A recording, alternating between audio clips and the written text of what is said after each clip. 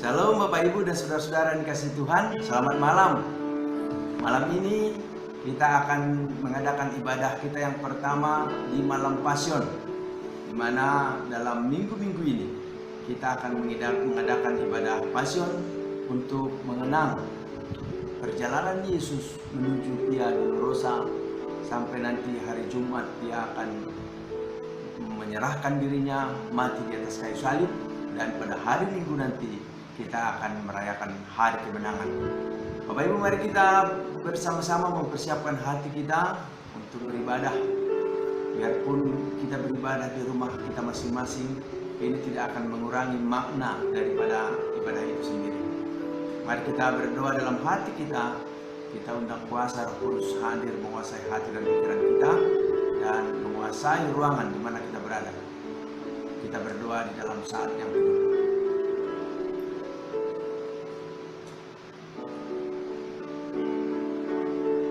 Allah itu roh adanya, barang siapa menyembah dia harus menyembahnya dalam roh dan kebenaran. Pertolongan kepada kita adalah di dalam nama Allah yang menjadikan langit dan bumi. Turunlah atas kita sekalian anugerah dan sejahtera daripada Allah Bapa, Anak dan Roh Kudus. Amin. Bapak Ibu dan saudara-saudara, mari kita puji Tuhan. Kita bernyanyi dari nyanyian rohani metodis nomor 258 ayat 1 dan ayat yang kedua, kepala yang berdarah.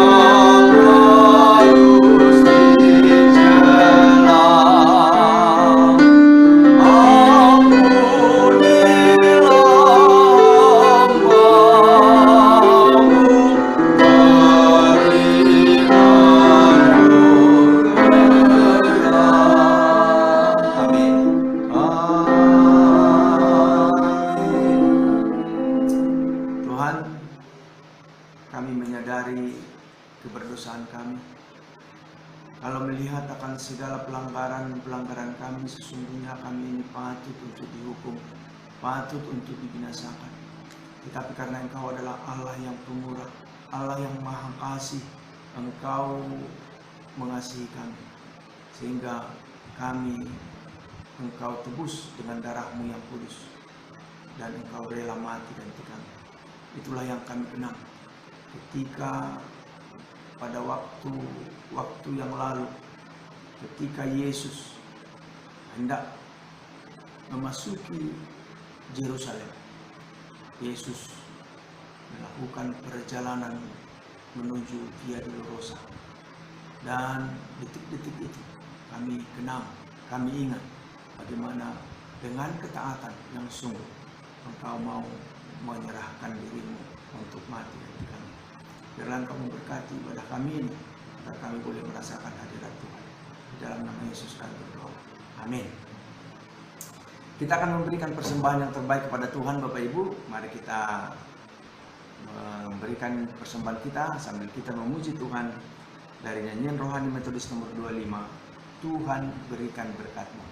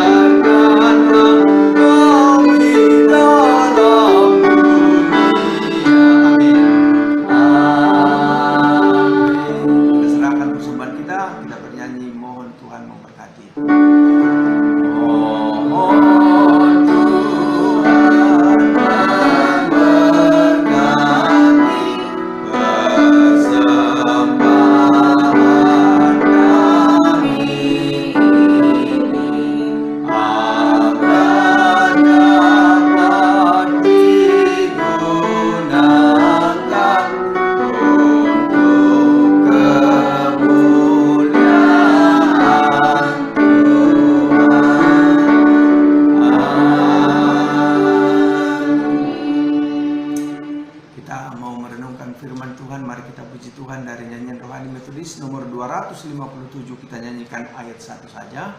Tercurah darah Tuhanku.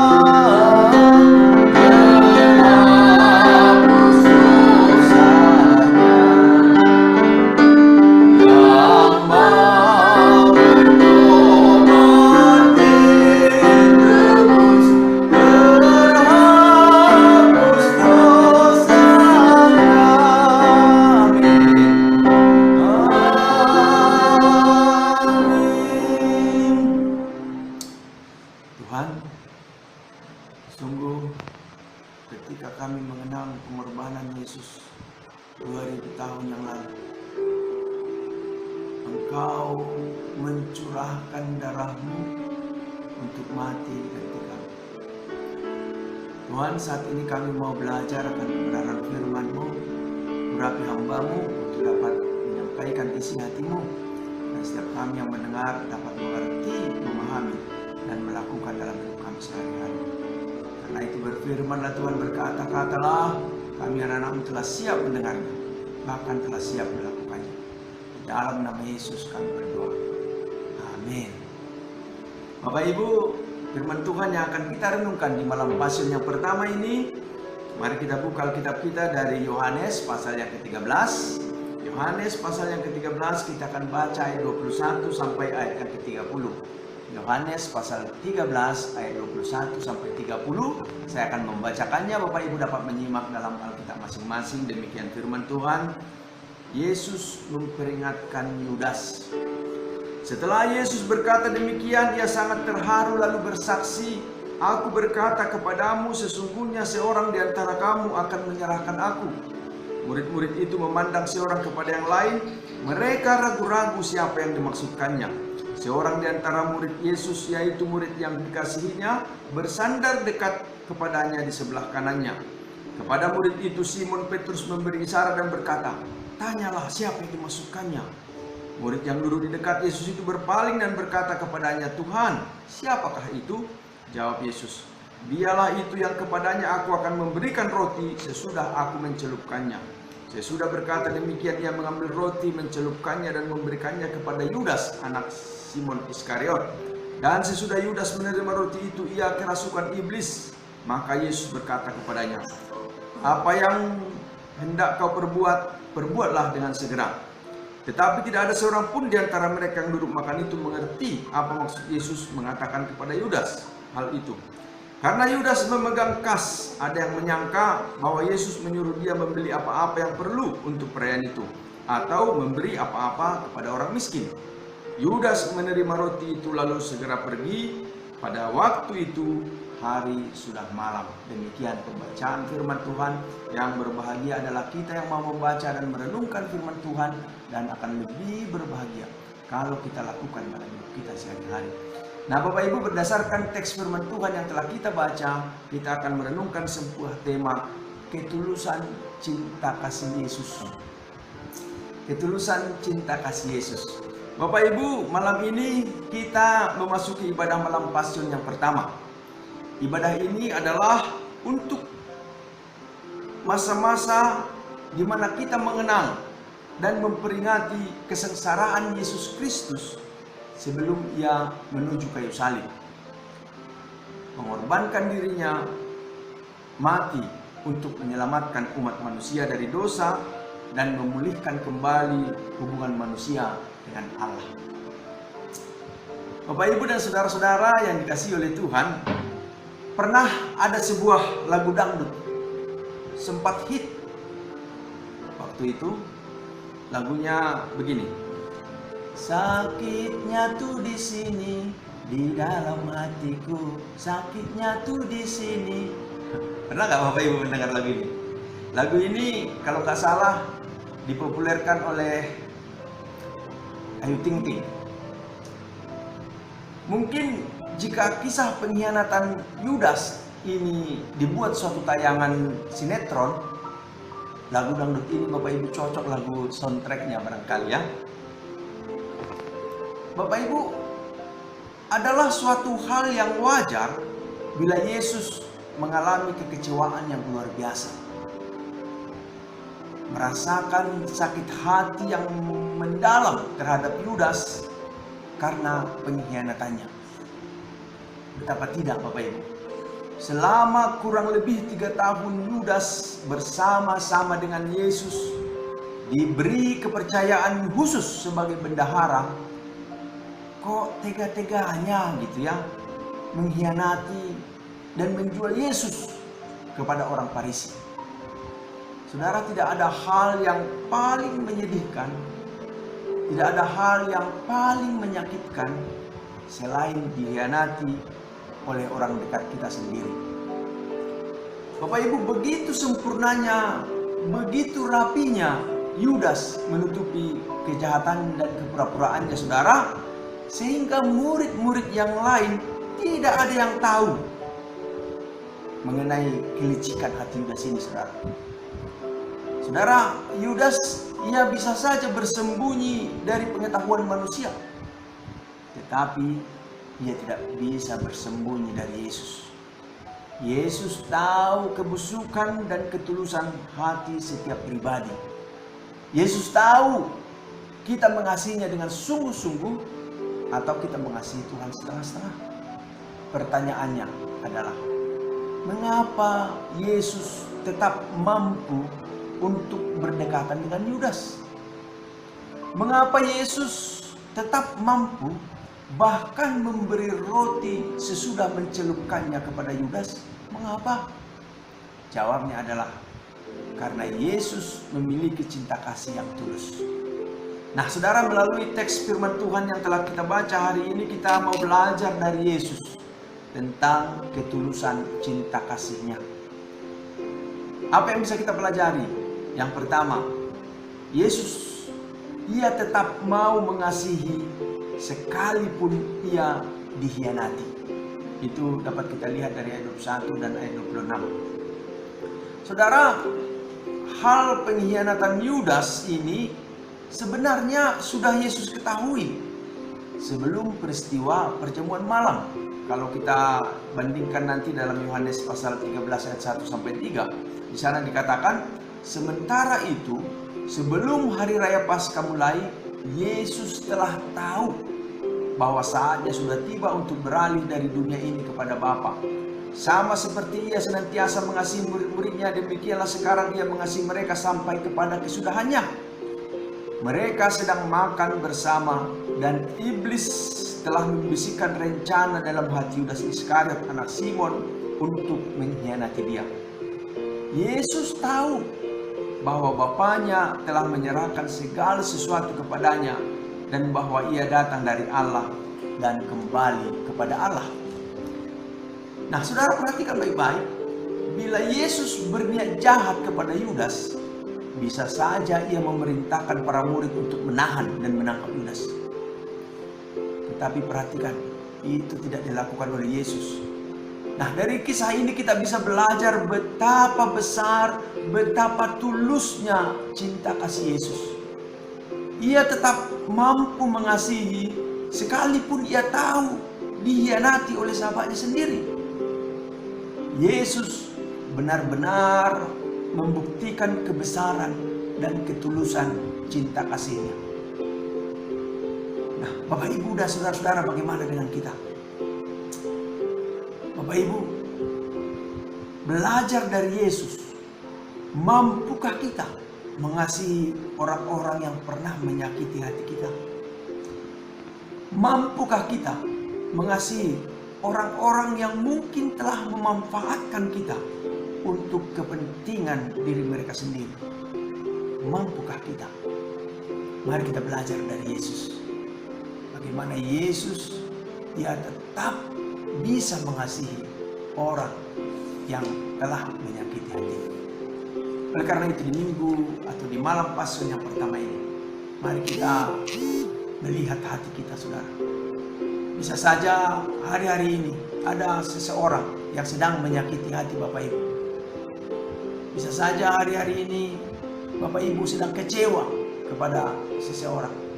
Mari belajar dari Yesus untuk tetap bisa melepaskan pengampunan dan tetap mengasihi. Tuhan Yesus memberkati kita. Mari kita berdoa.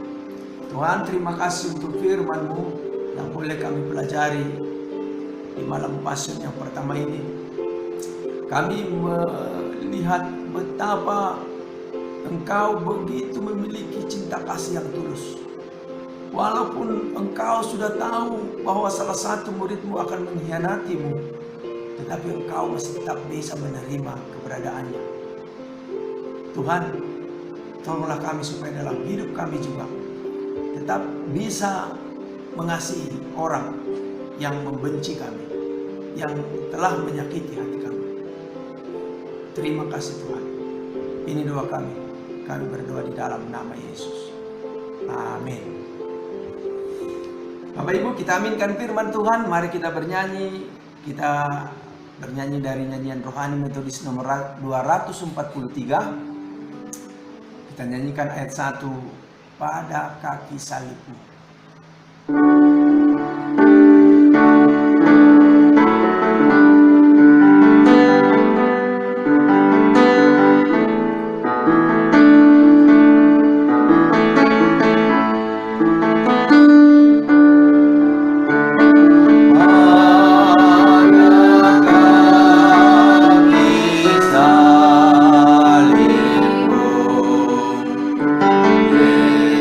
Yesus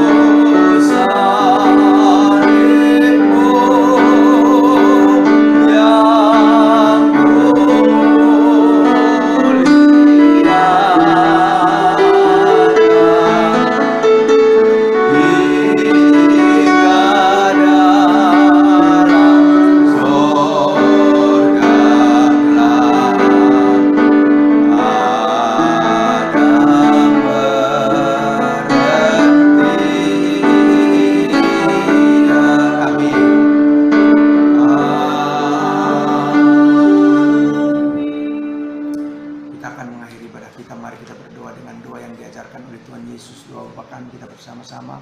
Bapa kami yang di surga, dikuduskanlah namamu, datanglah kerajaan-Mu, jadilah kehendak-Mu di bumi seperti di surga. Berilah kami pada hari ini makanan kami yang secukupnya, dan ampunilah kami akan kesalahan kami, seperti kami juga mengampuni orang bersalah pada kami. Dan janganlah membawa kami ke dalam pencobaan, tapi lepaskanlah kami daripada yang jahat. Karena Engkau yang punya kerajaan dan kuasa dan kemuliaan sampai selama-lamanya. Amin. Kepada Allah dipuji, serta kepada Al-Masih, Roh Kudus muliakan, berkuasa dan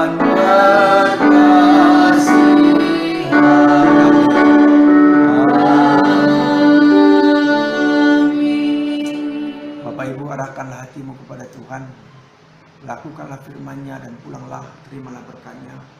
Anugerah Tuhan kita Yesus Kristus, kasih sayang Allah Bapa, dan persekutuan di dalam Roh Kudus, itulah kiranya yang senantiasa menyertai hidup, memberkati rumah tangga, memberkati pekerjaan, dan memberkati segala rencana dan pengharapanmu, mulai saat ini, besok bahkan sampai selama-lamanya.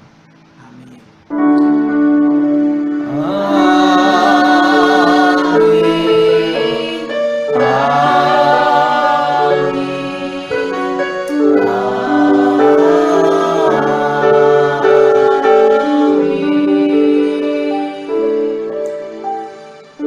Amin. Ya, puji Tuhan, Bapak Ibu, ibadah kita telah berakhir.